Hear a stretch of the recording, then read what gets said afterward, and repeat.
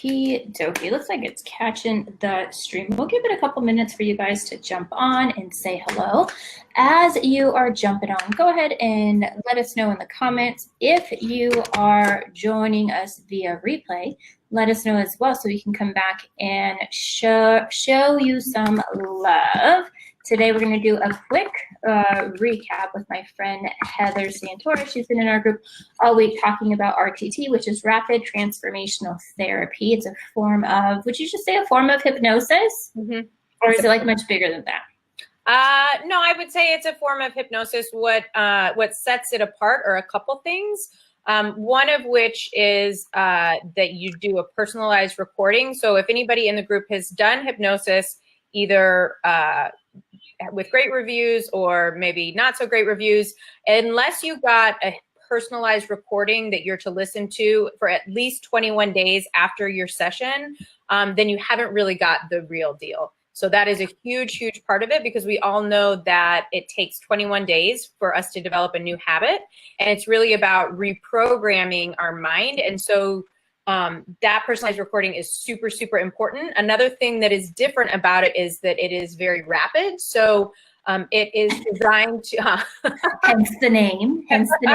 It's designed for clients to get results in 1 to 3 sessions. So depending on kind of, the nature of, what you're trying to deal with, it may be more of like a 2 to 3 session. But if you think about traditional talk therapy, I'm pretty sure that nobody has ever gone into, a traditional therapist or psychologist office and said, okay, one and done, or okay, I'll see you for 3 times, and then this issue is going to be completely resolved and transformed. So it's really set up for people who actually want to get results and transformation, because it literally is a 1 and done, 2 and done, 3 and done. The issue is resolved. It's gone. It's out of your life. So it's pretty exciting. All right, I got a ton of questions. And I'm so glad you're here. If you guys don't know, Heather's like one of my most favorite people on the planet. So it's such a joy when you get to come in here. All right, so we're going to jump into it. You got a really quick, brief overview of what RTT is. So a couple questions. So traditional talk therapy. You go in and you just like rehash the same old stuff. When is that beneficial? Is it ever beneficial? Like maybe if you're, maybe at the beginning is like, I'm trying to think, like, when would you want to go in and do talk therapy? Is it like maybe to get more perspective on situations? But sometimes like the problem is you continue to rehash up the same thing that keeps you stuck, and it like reaffirms, see, I told you so. Like, let me relive, why I have, or why I am, or whatever, why I am the way I am, or why I believe what I believe, or why what's happening to me is happening to me. Let me go ahead and tell this therapist over and over and over the reason, and then the therapist like confirms, which keeps you stuck. Do you see that ever being a good method? I would liken it to maybe being a therapist, or let's understand the difference between, let's say, a therapist and like a practitioner. So I know that you've had in your group before 2 practitioners that I've personally worked with, Liz Philippos and Yari. Now, Yari came in as an intuitive. She's amazing, but she's also a licensed practitioner. So I think that having a practitioner, not a traditional therapist, I think that can be incredibly useful. And I would say the biggest difference between a practitioner who is doing therapy type sessions, right, is they are holding their clients or their patients in a space of their highest and best self. They're doing that energetically. They're doing that through prayer. They are very aware of not allowing the client to hold a space of victimhood, and really elevating them out of that space. So I think practitioner sessions, while they look exactly like talk therapy, I think that those can be very beneficial. I think, this is very stereotypical. Of course, there's going to be amazing therapists. I'm friends with one, Stacey, you're phenomenal. So this isn't go for all therapists, but I think you're exactly right. Going in and rehashing the problems over and over again, using that I am language, perpetuating that victim cycle. I don't really think that there is much benefit to that. Perhaps the only exception would be if you were in a relationship or you had a history of not being heard. It could be helpful to sit with somebody and have somebody hear you. Therapists that are combining like therapy with coaching sessions, somebody to be accountable to. So, you know, you're accountable to take action. I think that can be useful. When you're talking about wanting to transform your life, leave negative habits, it's not always about leaving negative habits, but it's also about creating positive habits. I don't think that talk therapy is the prescription for that. And of course, there are going to be exceptions to the rule, but in general, what I liken it to, and the woman that I trained with, Marissa Peer, what she likens it to is like if you were to go into the dentist, and I actually have a dentist appointment on Tuesday. I'm excited to see Sarit. If I were to have a dental issue, and then I would go in and I would talk about how much this tooth is bothering me and the problems that I'm having, and then the dentist said, "Okay, great, I'll see you next week at 10 a.m. again." We don't handle any other part of our healthcare that way. So we shouldn't be handling our emotional care that way, where it's, okay, come back next week. Okay, come back next week. And it's the difference, I think, between like Eastern medicine and Western medicine a lot of the times, because it's like, I'm keeping up my client funnel, my schedule, my billing hours by keeping people sick, right? I think that's a criticism of traditional Western medicine. Not to say that there's not great times when Western medicine, for example, a broken bone, right? Like that's a prescription that, yes, you need to go to Western medicine and get that taken care of. But I am aware that in a lot of psychotherapy situations, they do benefit by keeping you ill. So the great thing about rapid transformational therapy is it's like, when I see clients, I see them 1 to 3 times. Yeah. You know, so as a business model, maybe it's a little scary, right? Because you have to constantly fill your funnel. But the excitement that I get and just the follow-ups are my favorite part of the week. So I follow up with somebody, I do their session, and then I follow up with them 24 hours later, and then I follow up once a week for the next 3 weeks. And my follow-up days are like my favorite days, because like you heard when Sobia came on this week, it's like they're really getting results. And that to me is like the very best feeling. It makes everything worth it. I love it. Hi, everybody. Hey, Kiki. Hi, Anita. Hi, Angela. Thank you so much for joining. Kelly and Christina, I'm so glad you guys are here. If you guys have questions about RTT, go ahead and pop them in the comments, and then we'll get to them as we go through today's live stream. So let's talk about what a session looks like. Is it, if somebody has gone through hypnosis, just any sort of hypnosis, will it look very similar? Yeah. I mean, it's definitely, yeah, I think there are some things that are similar about it for sure. It really depends on the quality, I guess, of the therapist. So again, you're going to have a wide range, but yeah, usually there's an induction. So we do a very quick intake process. You do some forms beforehand. That gives me all the information that I need. I usually spend anywhere from 2 to 3 hours preparing for each client, as far as really getting to know, what their issue is and exactly what they need to hear. Juice. No, I'm just wowing that is so much prep. That's crazy. Yes. There's a lot of pre-prep. Yeah, no, I cannot express to you the importance of the personalized recording and being very well prepared. And sometimes people are coming to me with things like, type 1 diabetes.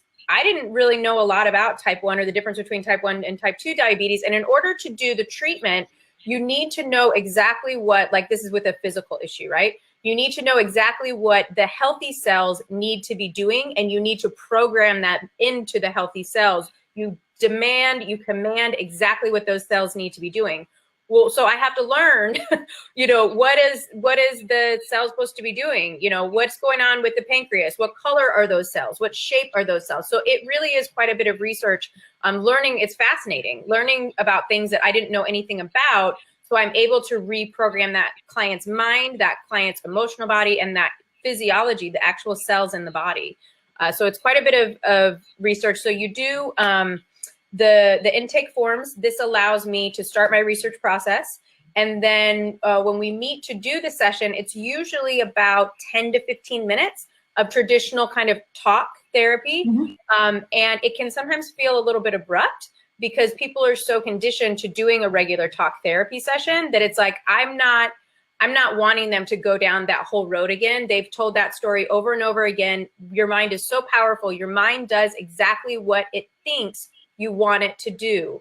So you have to be very hyper conscious about what you're telling your mind. And if I allow that session to spend too much time in that, we're actually working backwards from where we want to get for this, transformation. So we spend just a short amount of time, traditional talk therapy, and then it goes under an induction process. That's where I'll do one of these tomorrow in the group.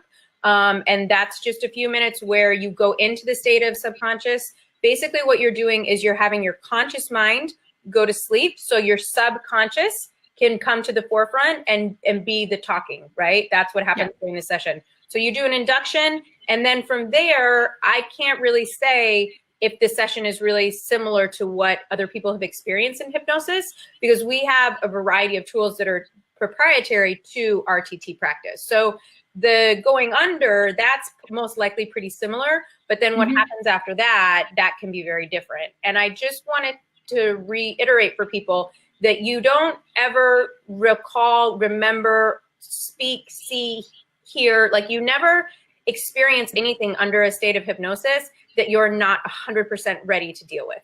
So people do not need to be afraid that something is going to come out, from a dark, dark closet that they didn't even know existed and like take them off guard. Your mind will only bring to the surface exactly what it knows you need in order to have that transformation, and you are always safe. Yeah.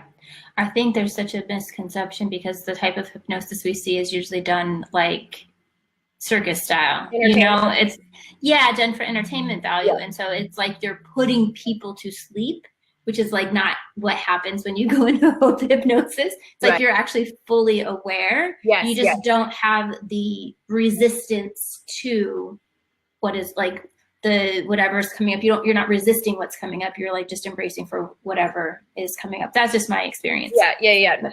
No, there definitely, and there actually are the one that I know of. I'm sure there's more, but I personally know one RT2 practitioner who does do entertainment hypnosis. And I was thinking, I'd be like, I think that would actually be kind of fun. But I'm really, I'm very laser focused on working with clients that like have real issues that they need transformation on and supporting them on that journey.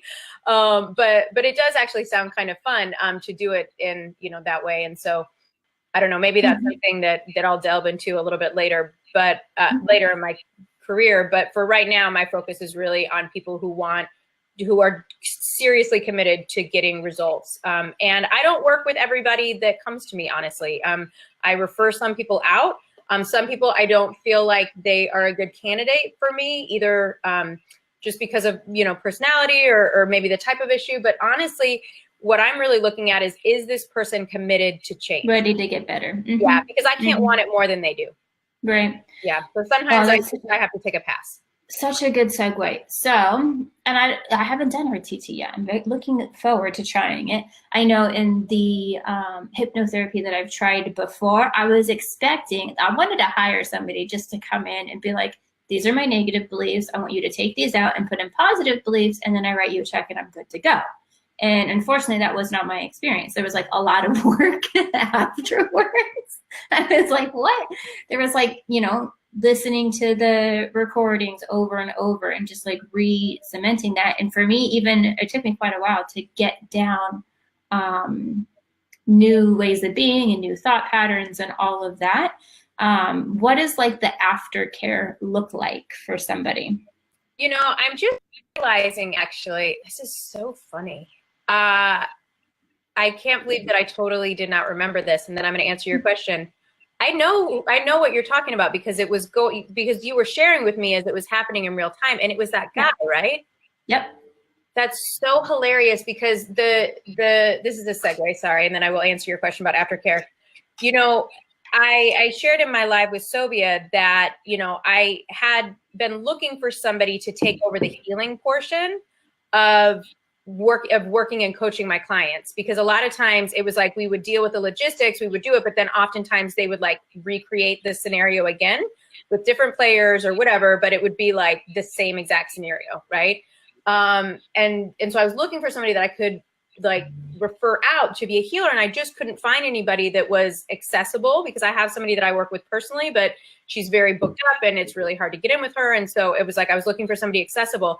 And then I decided to actually just become that person. And that was my journey. But when you were originally going through it and you were talking to that guy, it wasn't even a blip on my radar that I was going to become a hypnotherapist. Isn't that funny? Yeah, it's so weird. It's so, because I'm like, I remember asking for his information.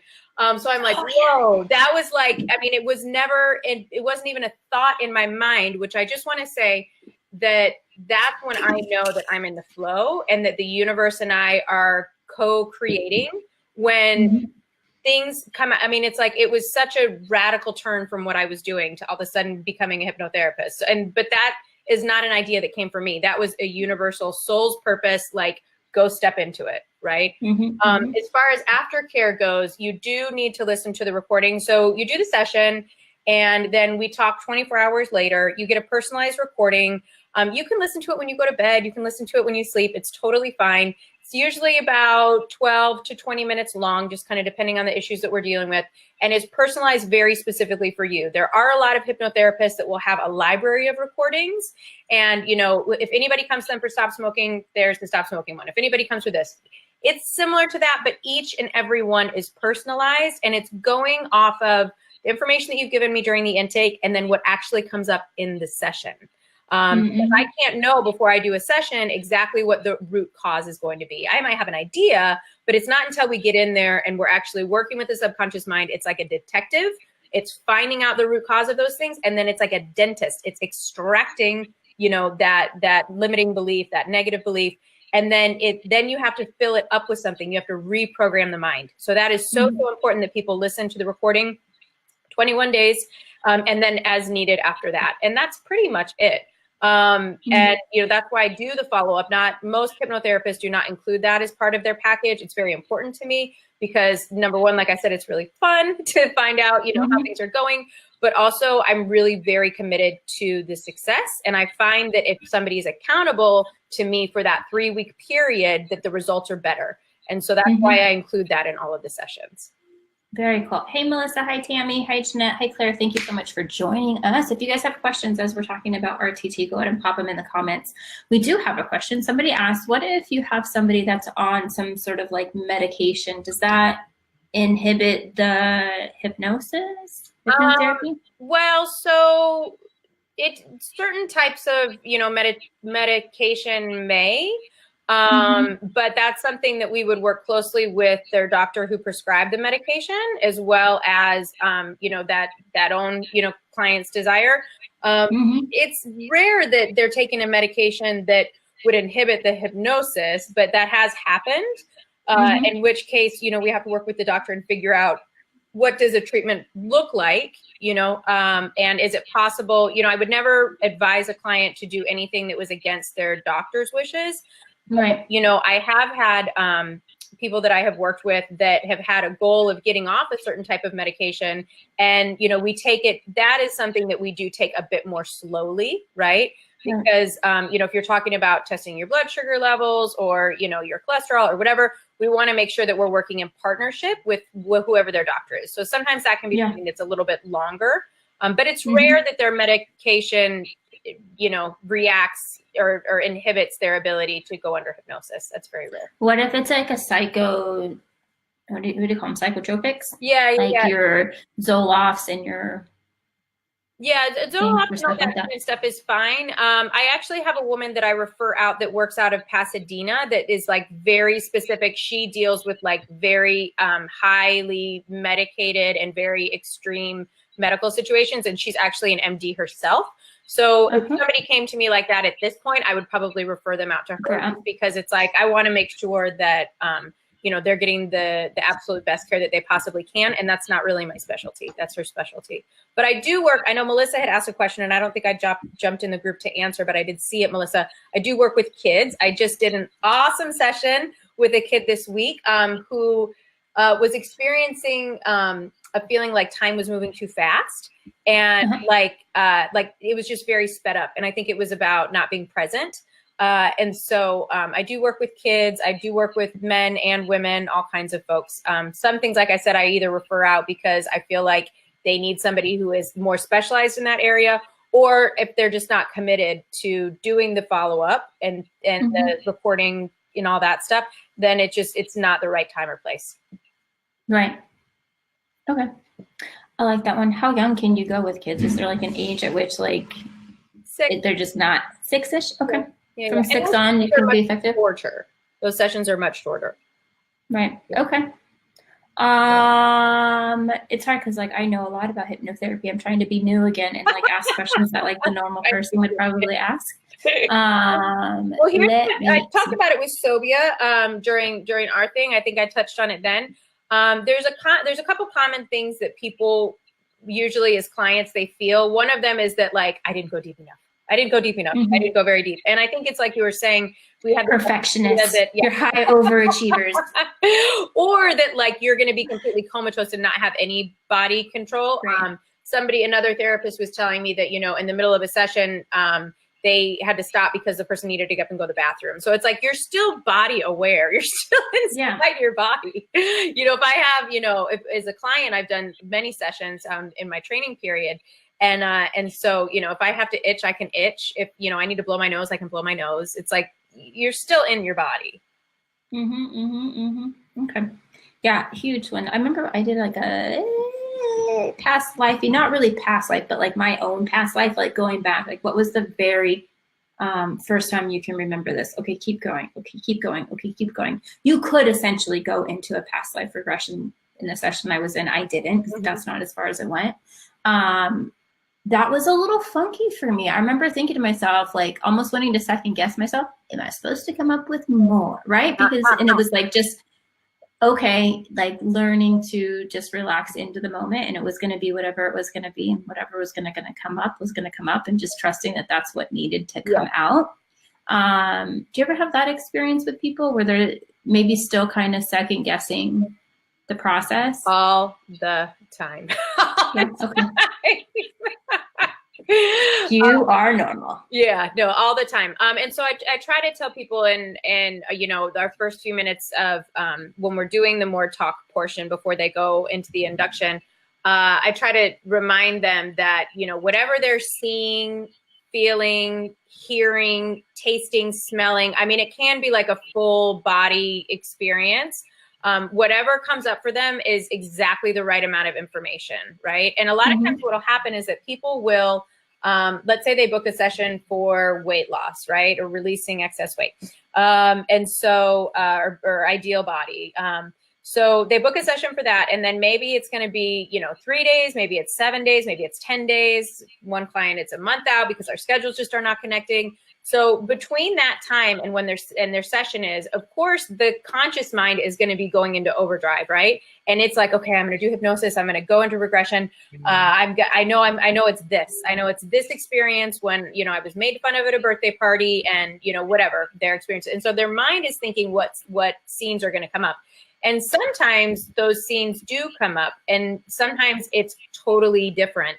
And sometimes it's not scenes at all. I've had it be before. This is a really cool one. One of my very first sessions, it's like all they couldn't see anything. It was like total blackness. Everything was really muffled. I'm like, what are you hearing? What are you feeling? And it turns out that it was womb. Womb. So crazy. So yeah, if you can't, because you think about it when you're in the womb, right? It's like everything is like, you're warm and, maybe you're aware that you're wet, but everything is really dark and everything's really muffled. So womb has come up quite a bit. But it's really about the meaning that we attach to Dude, that's some BS though, that we are having stuff from like in the womb that is affecting, like, you're like, oh, I'm 40 and why am I overweight? Because when I was womb is insane. And I had this feeling, or I became aware of this knowingness in between my first child and my second child, about how imprintable that time that you spend in the womb is. It's crazy. And I actually did some really different things with my second pregnancy as a result of this very, it was like a core belief that like, I just knew that I knew inside of my cells that the time and the experience and what the mother's feeling, and that's no like blame or, you know, don't beat up on yourself or whatever, because I know that like my first child, there were some stressful things that happened when I was pregnant with him, and no doubt in my mind that is like completely imprinted on them. So womb is really huge. And the thought that first child, man, the first child gets everything. Oldest child right here. So it's really about those. So you may go back to scenes that you knew were, you know, critical or somehow tied.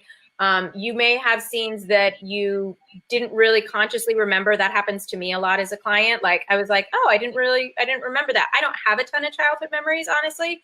I've never had anything that was like totally out of the blue, you know, but I'd be like, oh yeah, I didn't really remember that. But it's really about what you make that mean.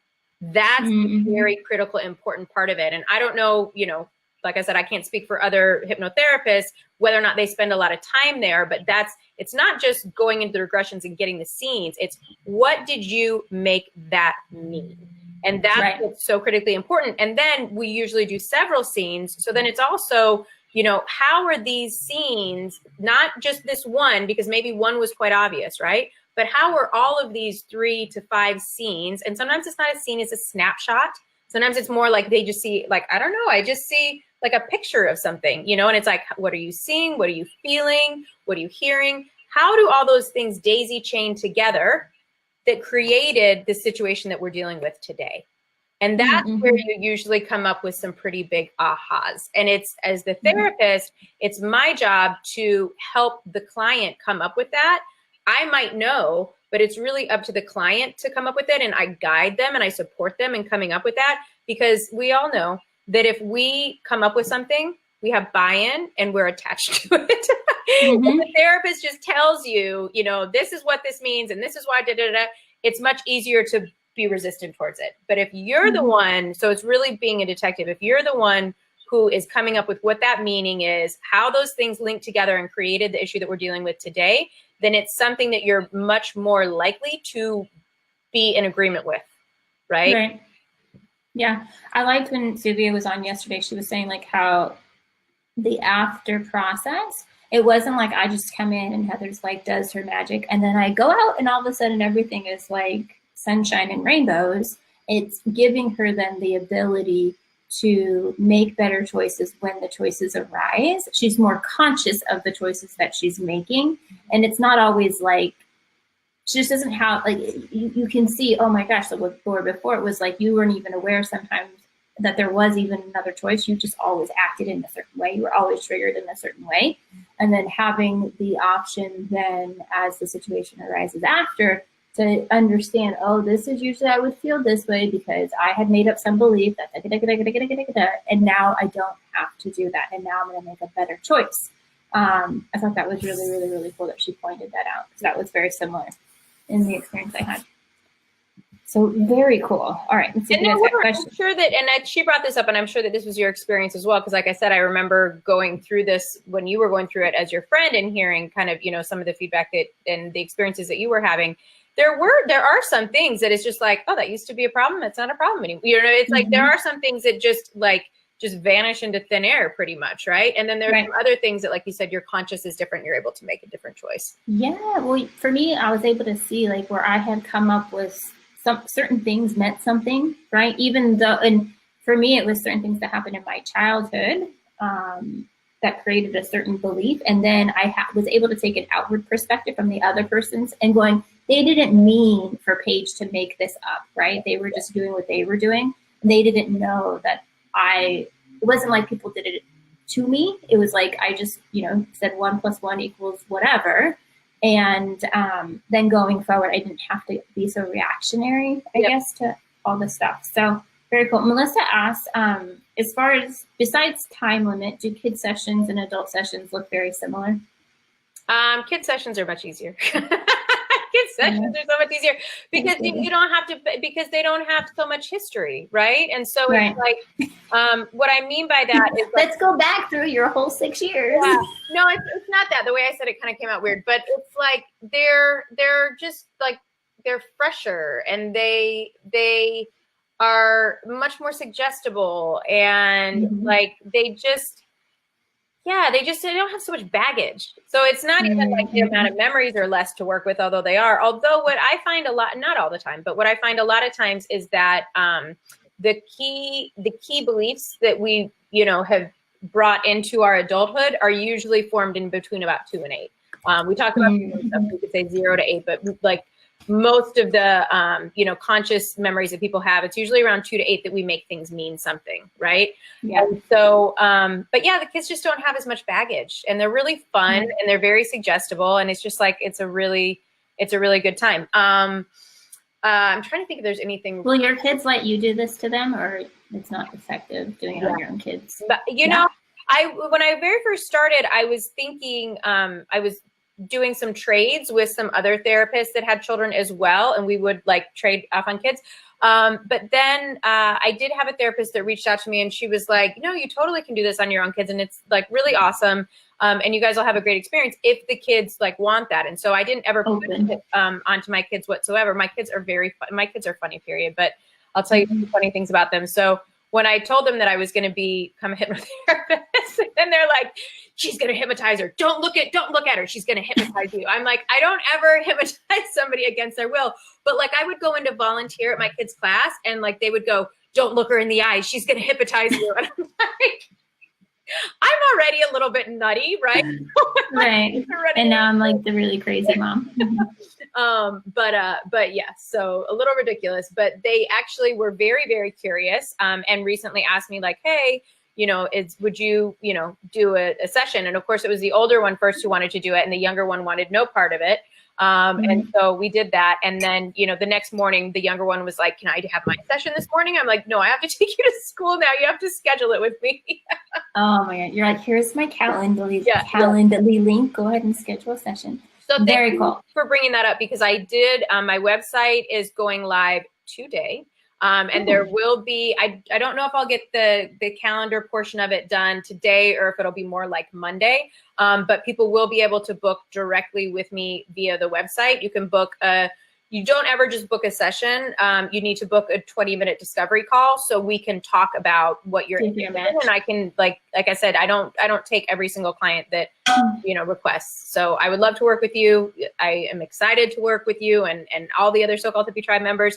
But we do start on a discovery call just so we can make sure, we're a good match. All right, let's talk about a couple of things real quick. And then I got to go to a baby shower. So cool. We're going to do a raffle tomorrow. Yes. Let's repost some things so people can get in the raffle. If you missed it, we'll repost what you can do to get in the raffle. There's a couple of different things between liking the Facebook page, and I'm not sure what else the other deals are, but there's different ways you can get entries into the raffle. What are you raffling off? I'm raffling off one mini session, and the mini session is going to be an induction, and then no regressions, and then a personalized recording. So, and no follow-up. So it's a mini session. We can just figure out whoever wins the raffle, what would be a good match for that. I want to set you up for success. So it needs to be something that a mini session, would be effective on. Obviously it's not going to be like a massive, like health cure or something like that. Right. Or transformation. But is effective on lots of things, especially if, there's testing coming up, any kind of fears and phobias, that might be a good match for that. Confidence, procrastination is a great one for that, taking action. So there'll be a lot of great things, and we can figure that out with whoever wins. So we'll do one raffle of that. And then if anybody is interested in a session, they are normally priced at $550, but for my So-Called Hippie Tribe members only, I am doing a thing where if you donate $350 to Mothers Without Borders to their bike drive, because this is an annual thing that I do. You guys, if you know me, you've heard me talking about it. I think this is the 4th year that I've done it. So the bikes cost $350. If you donate the cost of a bike, then I will give a full session to whoever does that. So that would be a $550 value.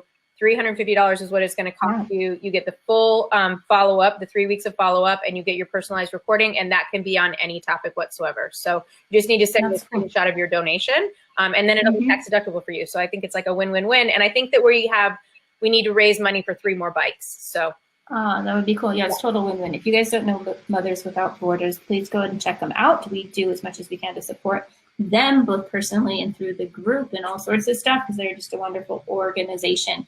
So that's great. You can save $200. You can get a full-blown session, and you guys heard the amount of work that goes into a full-blown session, and then you also get the 21 days of follow-up, which is really great.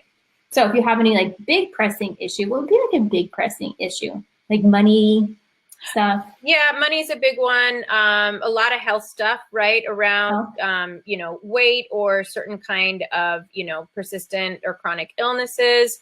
Anything that's really, I'm doing a session on a 6-year-old, I think over spring break, that she has like an extreme fear of flying, and it's like anything that's like negatively impacting your life, right? And so like the parents are like, we can't go anywhere on a plane. Like, I mean, it's like debilitating. So I would should bring my kids before they go to their dental appointments. Yes, that would, yes, that would be a huge thing for Eden to be able to get through the dentist. Yes, because I know that that's like, I mean, that's dramatic, I would say, what happens around the dentist at your house.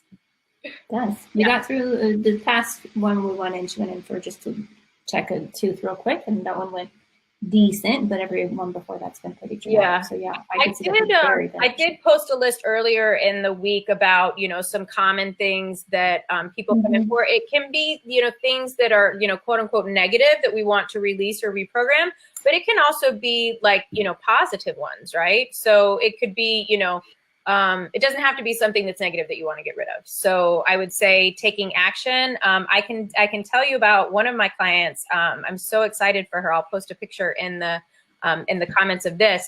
She's an artist, and she was just not making studio time. And she's very wonderful, talented artist, but she just wasn't getting her butt in the studio. And this had been going on for weeks upon months. And there was just some block there that she was like, I don't know what's going on. I'd never go in the studio and work. So we did one session, and then she finished a piece that she had been stagnant on for months and months and months. I want to say over 9 months. She'd completely been at a standstill with it. She finished that piece, you guys. That piece, she told me about it, and in my mind, I pictured what it was, but I didn't have a picture of it. I just what I thought it was. Fast forward, I believe 5 weeks after our session, she sends me a picture of the piece. It's in the LA Art Show at the convention center. She finished it. Not only did she finish it, she got it into the art show, and it was placed right at the entry. So like you had to walk past it. And she sent me a picture, and I'm going to post it in the comments. You guys are going to freak out about this. It was nothing like I pictured. It is like a huge life-size rhino. Life-size. Oh, wow. It was crazy. Wow. She had been completely stagnant on it for at least 9 months. So one session got her back into the That's great when you look at like how that dramatically changes the trajectory of her life, right? She's progressing, nothing's getting done, all that kind of stuff. She comes in one session, shifts, finishes what she's supposed to, gets it in the LA Art Show, like front and center. And then from here, it's like, I mean, that's some huge notoriety. The piece will probably sell for a ton of money too. Yes. Like, crazy, right? So was it worth it? Yeah. That's one of the questions people have for me, is just about the price point, you know, and it's just kind of like, whoa, that's kind of steep. So I want to throw that out there. You know, if you knew that you could resolve whatever issue is limiting you or holding you back in 1 to 3 sessions, then is it really a steep price point? Because you need to have some skin in the game in order to do the follow through. And like I said, it does involve a lot of, you know, prep work and stuff like that. But for people who are kind of like, whoa, that's kind of steep. And it's like, right. But that's because you're coming with the mentality of going to talk therapy every single week and never really getting a transformation. This is, you're done. I mean, I would imagine that, you know, her work life and she said that she has a waiting list of clients waiting for pieces at this point. Like, was that worth $550 to get it knocked out? Like, hands down.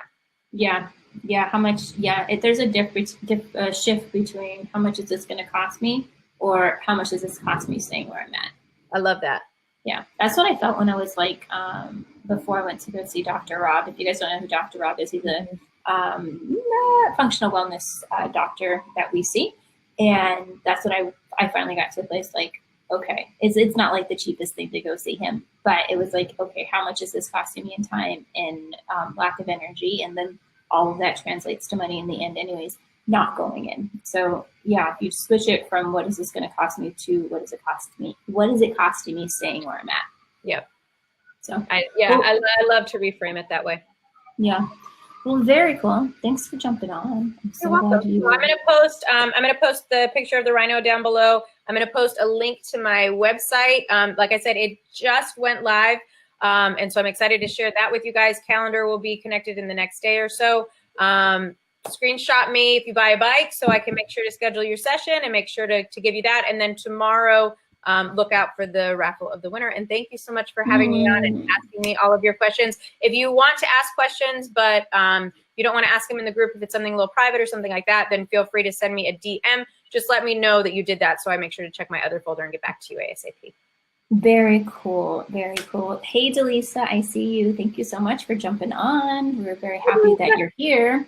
Cool. Okay, we'll be back next week. We have Taylor Spurrier joining us. We're going to talk about manifestation a little bit more next week. If you guys didn't see, on February 14th, my friend Monique Gaffney and we have a joint venture that we do together, and we are launching a course that Monique has created. It's called Soul Goals, and it's your manifestation combined with your chakras, how to set goals that align with your chakra system, really harnessing the power of those energy centers to bring forth, bring to fruition these goals that you have. It looks very different than most stuff that you've seen on manifestation or vision boards or any of that. Very different, feels very different, way more empowering. It's pretty awesome. So we're going to kick that off on February 14th. If you want info on that, you probably scroll through the group, reach out to me, either one, or it'll be also in our newsletter that will go out probably today or tomorrow, and I'll post it in the group too. So let me know about that. And with that, thank you so much for joining us. Thank you, Heather. It's always a pleasure having you. Awesome. Bye. Have a great weekend.